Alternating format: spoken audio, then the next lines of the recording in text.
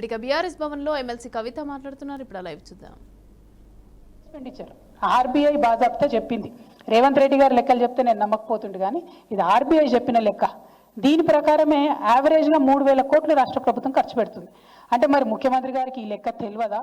ఎవరు ఖర్చు పెడుతున్నారు, ఇది ఎక్కడ ఖర్చు అవుతుంది, ఈ విషయం మీద ముఖ్యమంత్రి గారికి అవగాహన లేదా? మరి క్లారిటీ ఇవ్వాలి. ఎందుకంటే మీరు నేషనల్ మీడియాలో కూర్చొని ఒక ముఖ్యమంత్రి స్థాయి అయి ఉండి 500 కోట్లు కూడా నేను ఖర్చు పెట్టలేకపోతున్నా అని చెప్తున్నాను.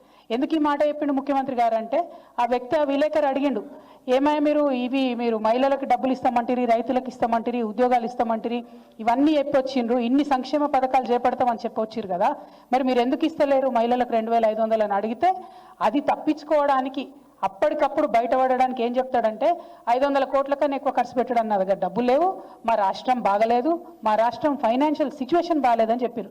ఇంతకన్నా దౌర్భాగ్యం ఉంటుందా? నీకు నికరంగా ఆదాయం 12,000 కోట్లు వస్తున్నాయి, 18,800 కోట్లలో 6,000 ఖర్చు పెట్టగా 12,000 కోట్లు మిగులుతున్నాయి, 3,000 కోట్లు ఆల్రెడీ మీరు స్పెండ్ చేస్తున్నారని ఆర్బీఐ లెక్కలు చెప్తుంది. ఇంత దౌర్భాగ్యం ఏందని చెప్పి నేను ముఖ్యమంత్రి గారిని నేను ప్రశ్నిస్తా ఉన్నా. దరిద్రం అనేటటువంటిది మన ఆలోచనలనే ఉంటుంది, తెలంగాణ రాష్ట్రంలో లేదు. తెలంగాణ రాష్ట్రాన్ని కేసీఆర్ గారు ఒక స్థాయి వరకు తీసుకొచ్చి నిలబెట్టిండ్రు. ఇప్పుడు దాన్ని మొత్తం పడగొట్టాలి, అదేం బాగలేదని చెప్పాలనే ప్రయత్నంలో మన సొంత రాష్ట్రాన్ని అవమానిస్తున్నటువంటి ముఖ్యమంత్రి గారి వైఖరిని ఈ సందర్భంగా నేను తీవ్రంగా ఖండిస్తూ ఉన్నాను. అదేవిధంగా తెలంగాణ రాష్ట్ర ప్రజలకు మరొక ముఖ్యమైన విషయం చెప్పాలి. ఈ నిన్నటితోని 7వ తారీఖుతోని 15 నెలలు అయింది ఈ కాంగ్రెస్ ప్రభుత్వం అధికారంలోకి వచ్చి. ఈ రోజుతోని వీరు తీసుకొచ్చిన అప్పు, ఈ 15 నెలలలో వీరు తీసుకొచ్చినటువంటి అప్పు అక్షరాల 1,50,000 కోట్ల రూపాయల అప్పు తీసుకొని వచ్చారు. 15 నెలలలో 1,50,000 కోట్ల అప్పు అంటే ఆ అప్పు మామూలుగా తీసుకురాలే. 2024 నవంబర్ 30 నుంచి మొదలు పెడితే ఇప్పటి వరకు ఈ రోజు వరకు తీసుకున్నటువంటి అప్పు మొత్తం 1,52,918 కోట్ల రూపాయలు కరెక్ట్గా చెప్పాలంటే. అంటే నెలకు దాదాపుగా 10,000 కోట్ల రూపాయలు అప్పు తీసుకొస్తున్నారు మీరు. మరి 10,000 కోట్ల రూపాయలు ఏడిపోయినట్టు?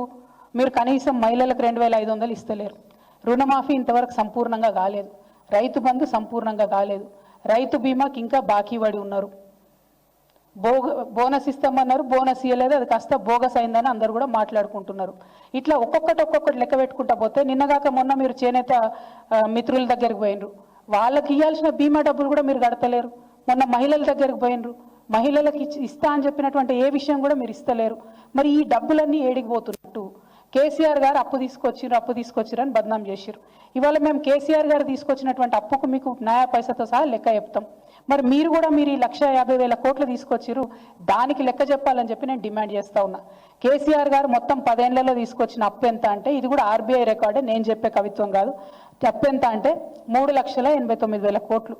దాంతోపాటు మనం గ్యారంటీలు ఇస్తాం కార్పొరేషన్లకు ప్రభుత్వంగా, అది మరొక 38 కోట్లు, అంటే 38,000 కోట్లు. మొత్తం కలిపి 4,30,000 కోట్ల రూపాయలు కేసీఆర్ గారు అప్పు తీసుకొస్తే ఒక్క కాళేశ్వరంకే 90,000 కోట్లు మేము ఖర్చు పెట్టినాం. అది కాకుండా ఇతర మొత్తం ప్రాజెక్టులకు, పెండింగ్ ప్రాజెక్టులకు, రిజర్వాయర్లకు, చెరువులకు, మైనర్ ఇరిగేషన్, మేజర్ ఇరిగేషన్ అన్ని కలుపుకుంటే 1,37,000 కోట్లు వాటి కోసం పెట్టడం జరిగింది. మిషన్ భగీరథ మీద 37,000 కోట్లు పెట్టడం జరిగింది. మొత్తంగా అగ్రికల్చర్ అంతా కూడా, వ్యవసాయం అంతా కూడా చూసుకుంటే 30,000